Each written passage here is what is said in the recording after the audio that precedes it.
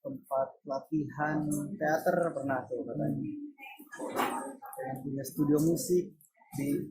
Rasa duka masih dirasakan oleh keluarga setelah meninggalnya aktor senior Epy Kusnandar. Epy Kusnandar sebelumnya dikabarkan meninggal dunia pada Rabu, 3 Desember 2025.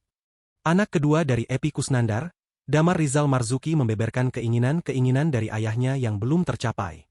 Epy Kusnandar disebut pernah memiliki keinginan untuk membuat latihan teater. Mengingat Epy Kusnandar yang sangat tertarik dengan dunia seni peran dan aktif dalam kegiatan teater sejak duduk di bangku SMA.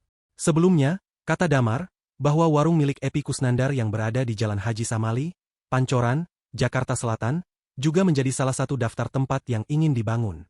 Warung makan tersebut pun akhirnya terwujud dan dikelola oleh pria yang dikenal sebagai Kang Mus dalam sinetron preman pensiun itu.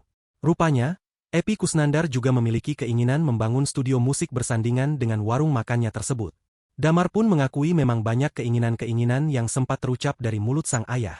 Pria yang diketahui berprofesi sebagai dosen di Institut Kesenian Jakarta ini merasa yakin jika ayahnya masih hidup, pasti keinginan tersebut secara perlahan akan diwujudkan.